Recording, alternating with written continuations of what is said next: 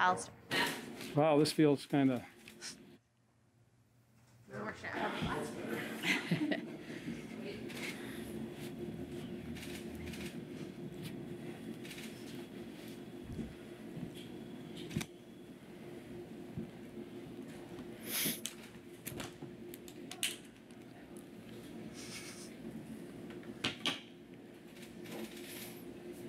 You want to take this away from me, don't you?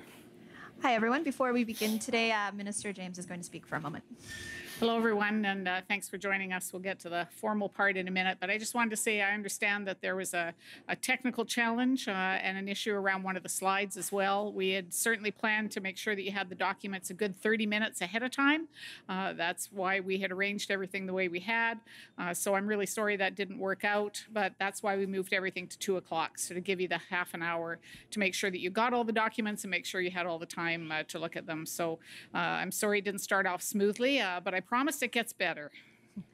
And with that, we'll go to the Premier for the announcement. Thank you, Jen, and thanks, Carol. I want to acknowledge, first of all, we're at Phillips Brewery in Greater Victoria, the riding of the Finance Minister, and also a place that a guy from Langford frequents on occasion. We're also, of course, on the traditional territory of the Lekwungen-speaking people, the Esquimalt and Songhees First Nations. As British Columbians, we've been through a lot. 6 months ago, the unthinkable happened. COVID-19 changed not just our world, but the world.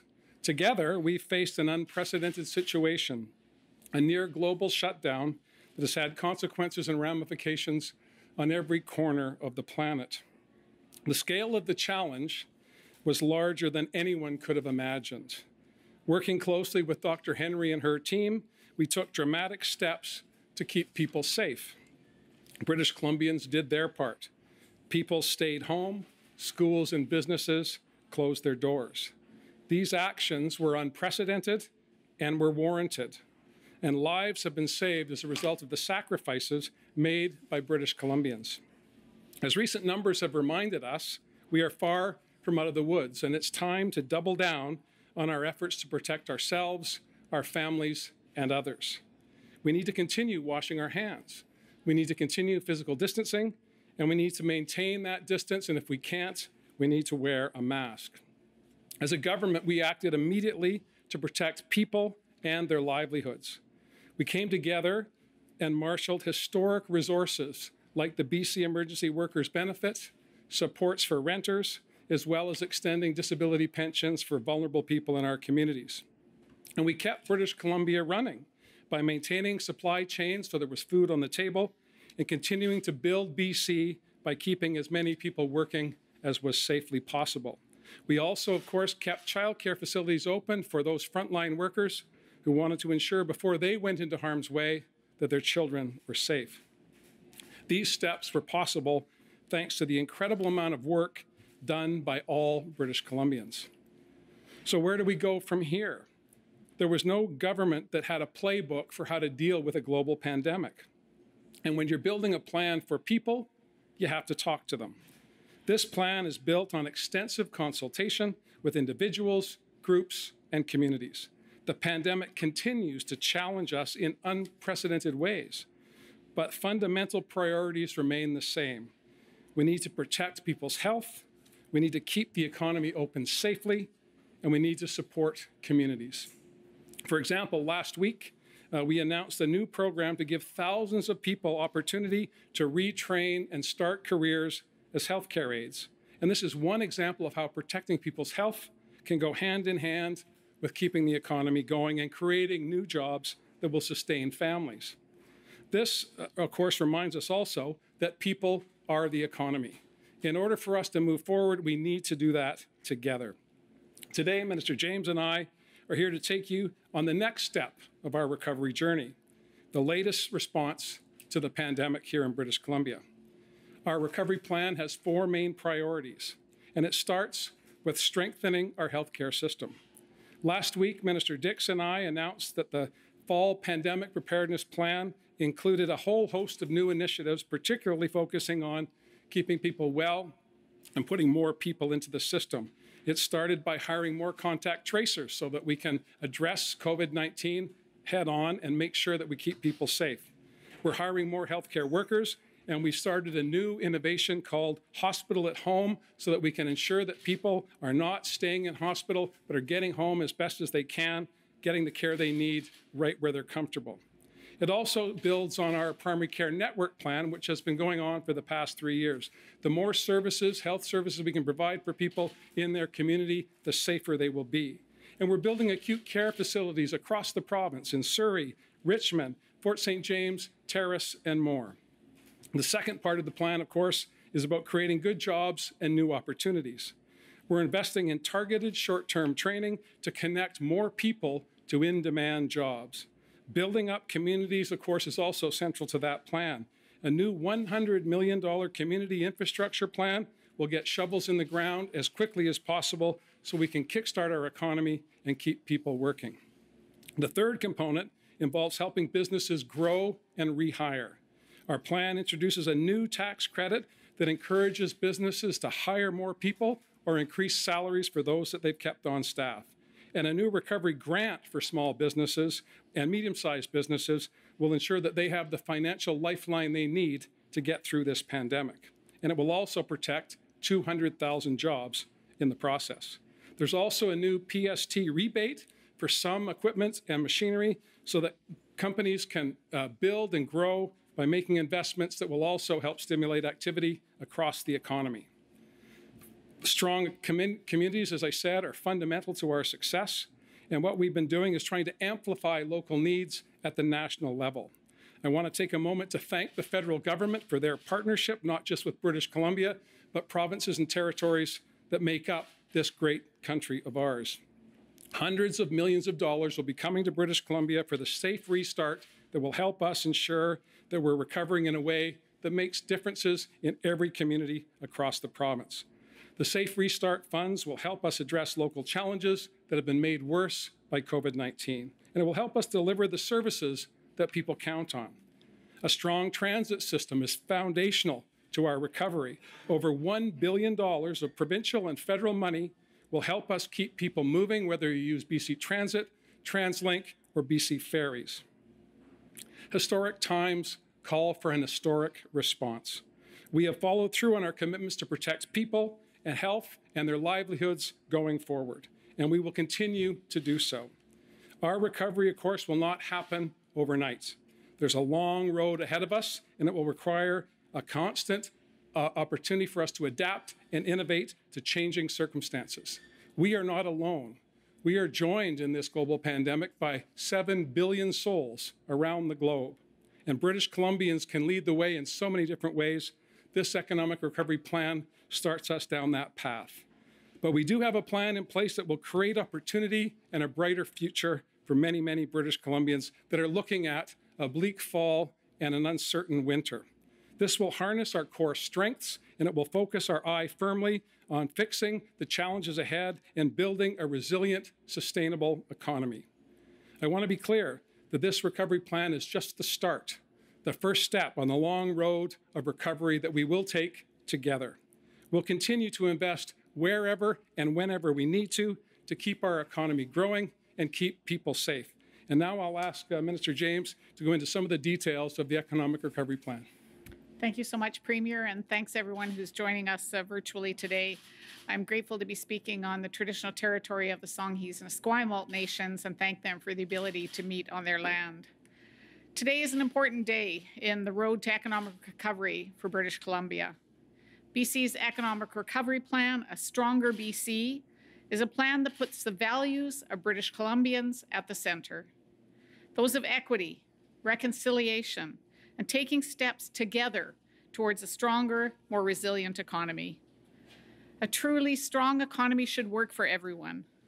That's what we focused on since we became government, and now more than ever, we know that's what will help us move forward as a province. Stronger BC in many ways mirrors the public health response to COVID-19. When I practice safe physical distancing, when I wash my hands, when I wear a mask, when I stay home when I'm unwell, I'm protecting my health as well as the health of all British Columbians. We approached BC's Economic Recovery Plan in much the same way. When someone loses their job because of COVID-19, it affects them and their families. They have less money to spend in their community, and in turn, local businesses suffer and begin to order less frequently from their suppliers. Local stores may have to lay off staff or close their doors entirely. And the negative effects continue to cascade through the economy. But if we take care of ourselves, if we wash our hands, if we stay home when we're sick, we're keeping others healthy, and we're able to safely participate in the community and in the economy. We are truly all in this together. This plan is one of the ways that we can ensure that people, businesses, and communities are all supported as we move forward together, because it's in all of our interests to make sure that people who lost work due to COVID-19 get the supports and training for future opportunities, just as we all have an interest in helping businesses to create jobs. A growing economy offers potential benefits to everyone.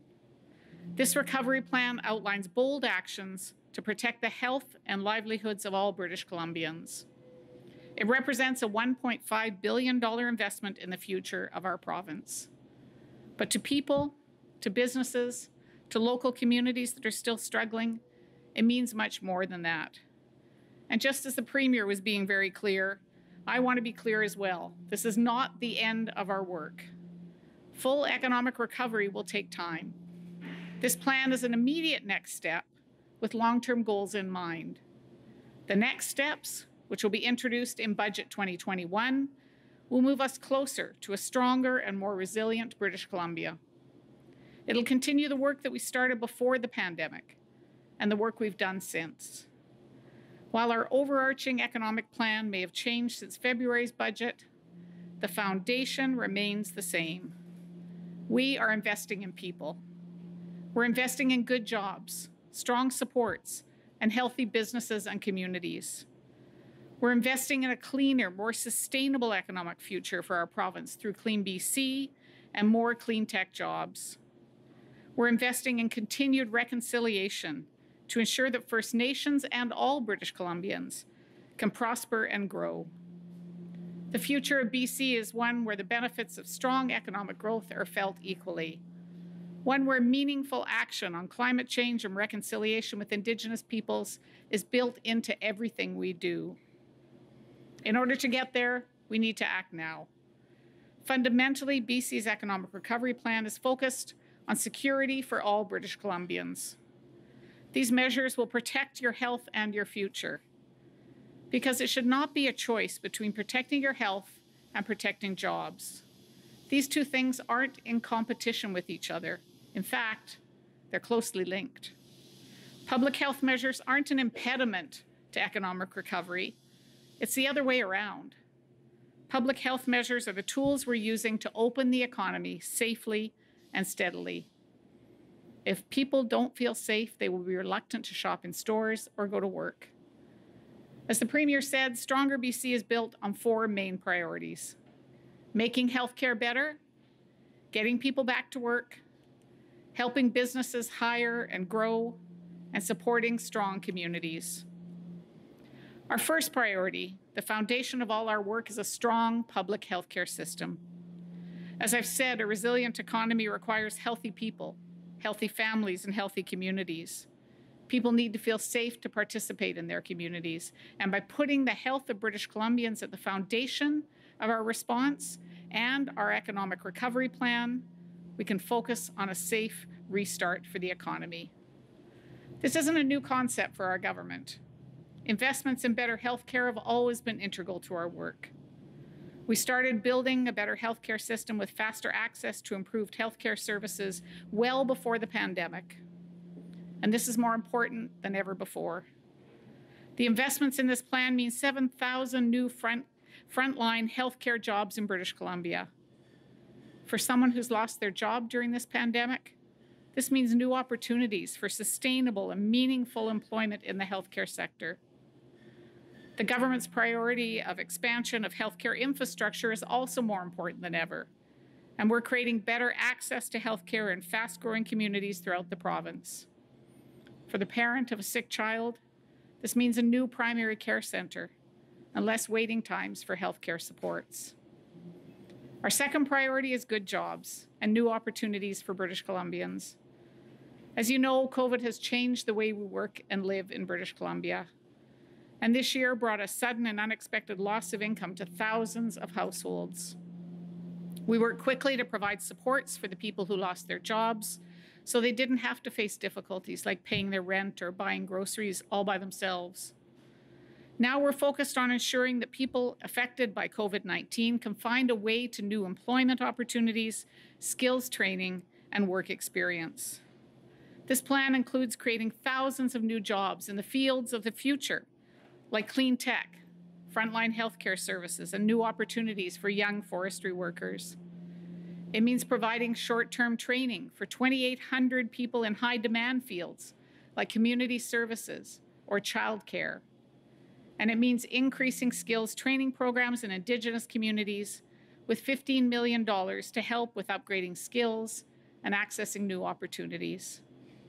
For a high school graduate, this could mean skills training towards a career in clean tech through the new Centre for Innovation and Clean Growth, or perhaps a successful and long-term future in a healthcare career.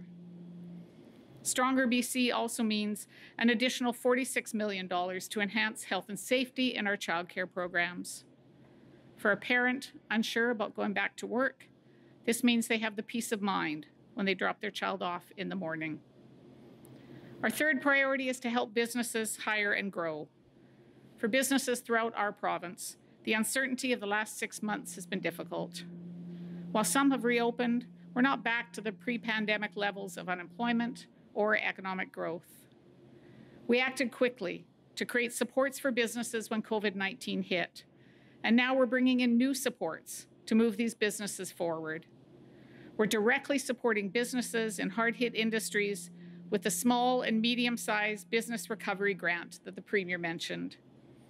This grant is going to help businesses establish a path forward and thrive in the long term. Stronger BC means that a local store owner can learn new ways to promote themselves through digital marketing and e-commerce to move their sales ahead. It means a small tourist operator, hard hit by record low tourism this year, can get help paying the bills now and establish a business plan for a sustainable future. And as the Premier also mentioned, the new increased employment incentive will encourage businesses to increase wages or hire new staff. A new temporary PST rebate on select machinery and equipment will help businesses invest and grow. And we're also going to push forward with promotions and encourage British Columbians to buy and support local businesses so that people throughout British Columbia know how they can help their local communities. And finally, our fourth priority is to continue to support stronger communities in BC. BC's local governments have been on the ground, supporting people in their communities. Our government will ensure that local governments have the resources they need to keep their communities resilient and safe. In partnership with the federal government, we're providing hundreds of millions of dollars in Safe Start refunding for local governments. So for a local government that's struggling to support people experiencing homelessness in their communities, this could mean access to provincial funding to develop a plan that focuses on the needs of vulnerable populations. More details on that funding is going to come out in the following days as we sit down with municipal leaders to discuss their unique needs and priorities at the Union of BC Municipalities meeting done virtually this year next week. We're also continuing to invest in transit services to get people where they're going safely and quickly, and of course, capital infrastructure projects that are going to build stronger communities. This could take the shape of an updated road to a remote community. Right away, this project will provide short-term employment for people, but in the long term, it provides the community with a safer and more reliable road access to healthcare, to education, to essential services, and to economic opportunity. We're also investing more than $45 million to keep kids and teachers safe by hiring more custodians, adding more hand-washing stations, providing more personal protective equipment. And this is in addition to the $242 million in federal funding for a safe restart. We entered COVID-19 as an economic leader in Canada. We acted quickly to create one of the most supportive and comprehensive action plans in the country for people. Our plan promotes BC products, makes rural and remote communities more accessible by road and air, improves broadband access, trains workers to fill high-demand jobs now and into the future. These significant investments will reinforce other ongoing investments we continue to make.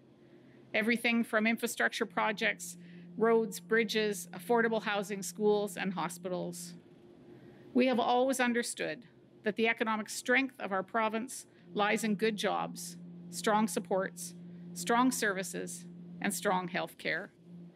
Before the pandemic, our government was making progress towards an affordable, accessible, quality childcare system. And what has the pandemic done? It's reminded us how critical that infrastructure is, every bit as critical as roads and transit. So our commitment to expanding childcare in BC remains stronger than ever. By taking the necessary actions now, we're going to come back from COVID better prepared and stronger. And together, we're going to build BC back better. Thanks so much. Look forward to your questions. A reminder to reporters on the line, please press *1 to get in the queue. You're limited to one question and one follow-up today. Our first question is from Binder Sajan. Go ahead, Binder. Hi there. Just looking at these measures that are announced today, the increased employment incentive, you can apply for it to the tax credit in March 2021. The PST is a rebate. I'm unsure about when small and medium businesses can apply for this recovery grant. What we have heard from a lot of people, a lot of small business owners, is they really need to free up cash. What is new in this plan that is going to help them do that? Let me take it. Yeah. Thanks. In fact, we looked through when we did the work, and as you know, we've been working on this over the summer. We've done the work that was necessary to go through Cabinet, to go through Treasury Board, and I want to say a huge thank you to the hundreds of people, thousands of people who, in fact, wrote in and offered their ideas. These are all new programs. Some of them, as you know, have been announced just in the last week, but this is all new spending, all been approved now, and so ready to go out the door. So everything from the municipal grants, which will go out right away. People can start planning. Businesses can start planning for the two new tax breaks that they can get. There are a number of the grant programs that can go out the door right away. So we made sure as we developed this plan that there were opportunities to be able to support businesses and communities and jobs immediately. Do you have a follow-up, Binder? Yes, and so just in terms of the tourism plan, the industry had asked for a lot more money than what seems to be in this document. Can you tell us about why that decision was made? Because it's quite far, I think, from what they were asking for. Well, as you can imagine, there were requests from every group, I think probably in British Columbia, around resources. But we know how critical tourism is. Both the Premier and I, of course, I represent Victoria. The Premier is also in the region, know firsthand the challenges facing the tourism industry. But we also know that this is a long-term issue that is going to have to be addressed. So we have put supports in place in tourism for, one, a task force, as the tourism industry requested, to bring together leaders to look at both short-term and long-term plans. Tourist operators also requested that they see grants, not another loan. Many of them have applied for loan programs through the federal government. They've asked for a grant program. We've got that in place. The small business grant program will apply to tourism and, in fact, has a top-up. So tourist operators, in fact, will get a top-up of $10,000 on those grants. And then we're also providing supports for marketing, for businesses themselves, both from a provincial point of view, regional point of view, and then local communities. So there are opportunity for local communities hard hit by the tourism drop to be able to actually apply for grants to look at how they both expand tourism opportunities, but how they also improve the kind of infrastructure they have in their communities. So it's a very comprehensive approach, and more to come because of the work that the task force is going to do. We will have a chance to build things into Budget 2021 as well. Our next question is from Richard Zussman. Premier, can this be seen as a blueprint for your platform for the next provincial election? Well, what we've been able to do here is to put in place an unprecedented amount of resources for people, for businesses, and for communities between provincial budgets. And that speaks to the unprecedented nature of the time we're living in. As Minister James said, we worked very hard to listen to stakeholders across the board. We established an economic recovery task force so we could get current information from business leaders and communities across British Columbia. And we put in place, we believe, a pretty robust package, again, working with the federal government, finding places to fill gaps in federal programs and creating programs of our own. But this is just the beginning. We have much, much more work to do. And as Carole said, between budgets, to have this amount of money brought forward, ratified by the legislature, and then, as we've done over the past number of weeks, gone step by step through each program, through the Treasury Board, so that the public service, the professional public service of British Columbia, who will be delivering these services and programs for people, for businesses, and for communities, have the authority to get out and get going. And that's been our priority, and that's what we're going to focus on, not just today, but tomorrow, next month, and the month after that. Do you have a follow-up, Richard? Yeah, is this a plan that will win you an election? I've not made a decision about an election. I've been working on, as I said, the difficult decisions of the trade-offs that are involved in making sure that we expend public resources in a way that's responsible for the taxpayer, but also meets the extraordinary demand in communities, whether it be revitalizing our health care, where, of course, a key part of our economy is the well-being of people, and a sense of comfort and assurance that when they go into the marketplace to conduct their business or to participate in the economy, that they can do so safely. That's been our preoccupation, quite frankly, and I think that this plan meets that test for today. And as I said, the pandemic is just beginning. I know that people would like to hear something different, but we're just starting a very long journey that we have to take together. Our next question is from Justine Hunter. This money was approved at a time in March when all parties were agreeing to work together cooperatively. Now you've got your opposition concerned that you're going to turn this into an election platform. Can you say that this will be implemented without the distraction of an election campaign? Absolutely. In response to the last question, I think I was pretty clear. Why we put the extra effort in is that so many times, and I've been involved in government for a long time, so many times governments make an announcement with money to follow.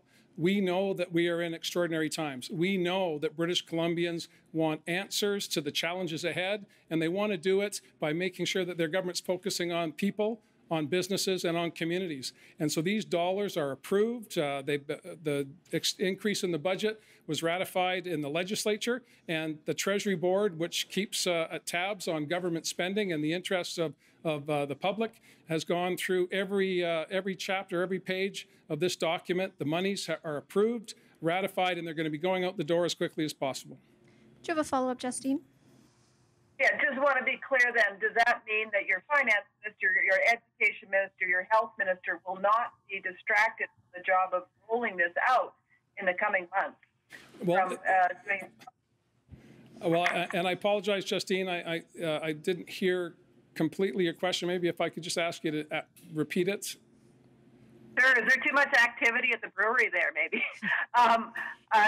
Can you say then clearly that your health minister, your education minister, your finance minister will not be pulled off of the job of implementing this in the coming weeks and months in order to go on an election campaign? I've got you. The job of implementing this has been done. Now it's up to the professional public service. It's up to municipalities to work. There's chief administrative officers will be working with professional public service members here in Victoria and across BC to deliver these programs and services. It was critically important to us that this not be a dribs and drabs, which I've seen, quite frankly, not being critical of my colleagues in other provinces, but bits and pieces. We knew we had the time, we knew we had the resources. We wanted to make sure they were approved and ready to go out the door, so it wasn't a series of announcements that would be followed by decision-making inside of government.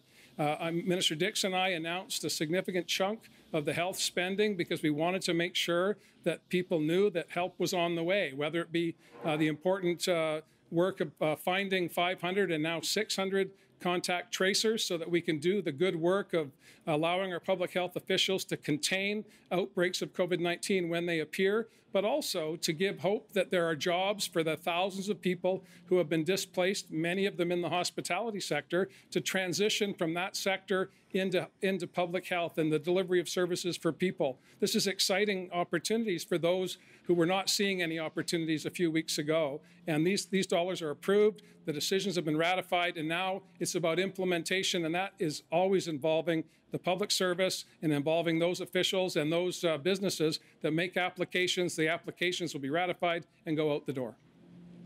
Next question is from Rob Shaw. Oh, hi. Just to follow up on that, there's a lot of discussion from both of you that this money is ready to go out the door. The civil servants are going to administer it. But one of the centerpiece amounts, the $300 million grant program, has a requirement in it that businesses demonstrate they can provide a viable path forward to stay open. And we just spent some time with your ministry officials asking what that means, and they don't have any idea. That it hasn't been developed yet. So can you talk a bit about that? How is this major program with money supposedly going out the door contain requirements that haven't been identified yet for businesses to actually apply for? Yeah, I can speak to that, Rob, and thanks for the question. And this is one of the key pieces of the plan is the opportunity, as I said, for businesses to get grants. We've heard a lot about the federal government loan programs, and businesses are very appreciative of those, but they're really looking for a grant. There are a couple of pieces that are in place for small businesses. They have to fit the criteria, and the criteria, of course, is a small business, a small and medium enterprise, 2 employees to 149 employees.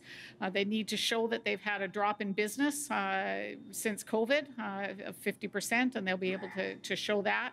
They have an opportunity. There'll be a team within the Ministry of Jobs and Skills. There'll be a team there who will assist them to be able to get their applications in. That's going to take, as the Premier has said, some time, as it always does, but not a long period of time. The one thing we heard clearly from people in the recommendations that came forward is we understand there has to be due diligence. We need to make sure the dollars are spent wisely, but don't make it overly complex. Make sure that we have an opportunity to get our information into you and move ahead. And that's exactly what will happen with this program. And those criteria, those pieces are in place.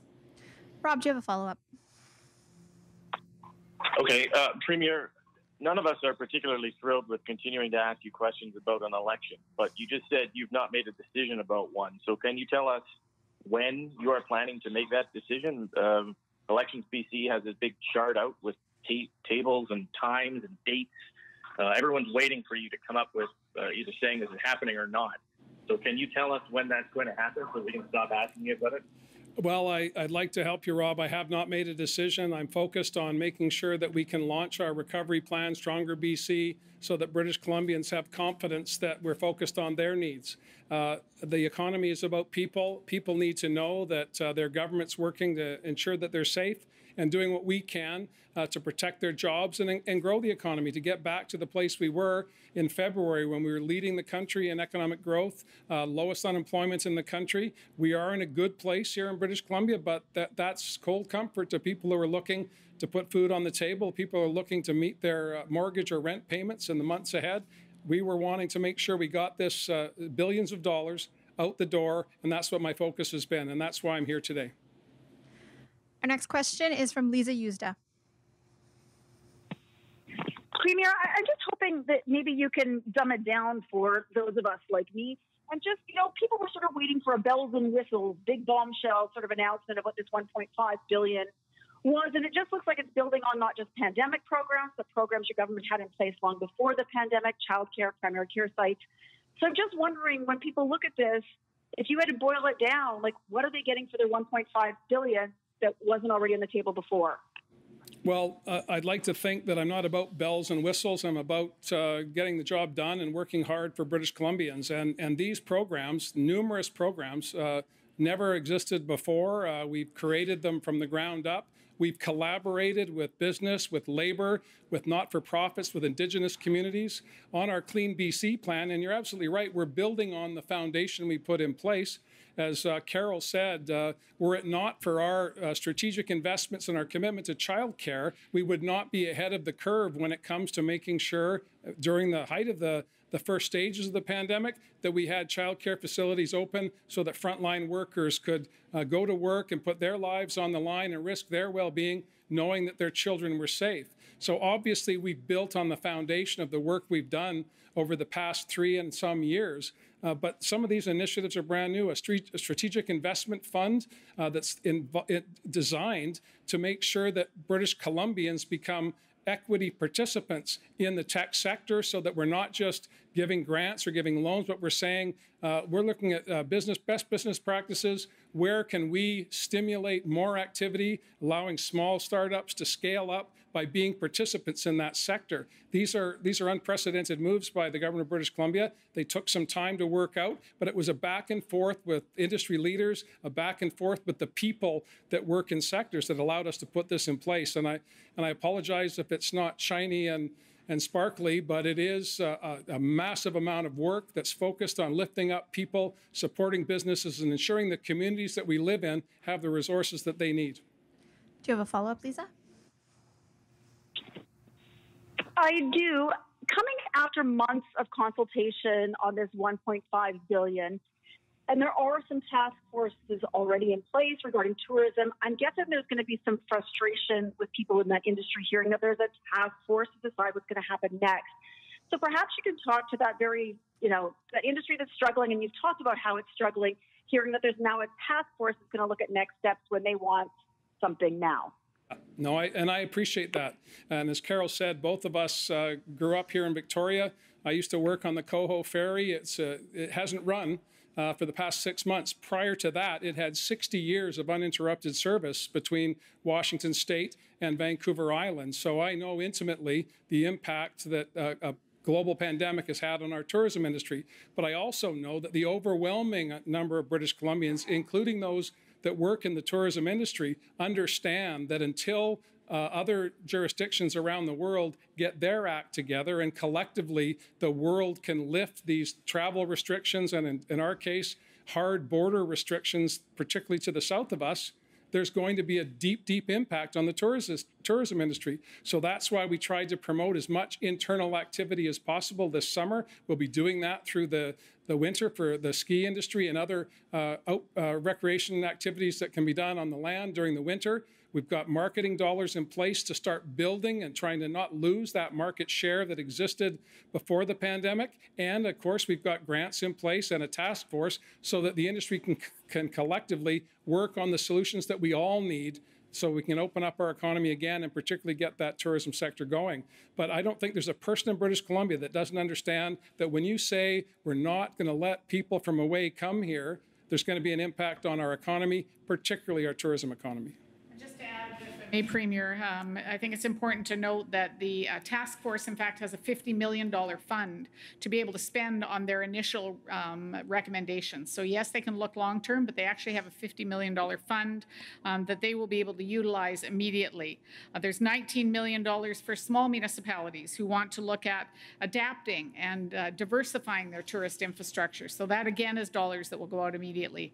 $14 million for tourism initiatives across the region, and then $20 million for tourism infrastructure projects. So there will be amenities in communities that have not seen large tourism happen this year. It's a perfect time for them to look at renewing some of their infrastructure in communities, and $20 million will be going to that. And then the last piece, of course, is the $300 million small and medium business loan program with a top-up for tourism businesses who, in fact, can get an additional $10,000 as part of their grant program, not a loan, a grant program to be able to support those businesses as well. We only have time for one more questioner today, and that will be from Rob Buffum.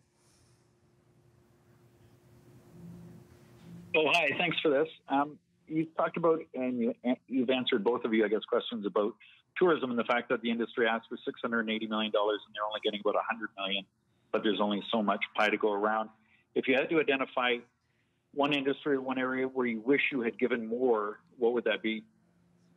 Well, I don't think, in fact, it's about more money. It's about making sure that we've got the right programs in place for economic recovery so that all British Columbians can benefit from the plan. And so, as the Premier has said, as I have said, this is simply one piece of economic recovery. Our budget 21-22 will be about economic recovery. And so I believe there'll be pieces that we'll find out as we go along are very successful. Perhaps we'll want to expand them. Perhaps we'll want to look at putting a new piece in place or an additional piece that gets added to the program. We have the ability to do that both through the budget and through the process. We built our COVID plan on flexibility and responsiveness and meeting the needs of people and businesses, and that's not going to change. And I would just add, as we've said, this is a between budget infusion of billions of dollars. We have much more work to do through the fall and into budget 2021 that will focus on all of those initiatives. And again, the task force will help inform that.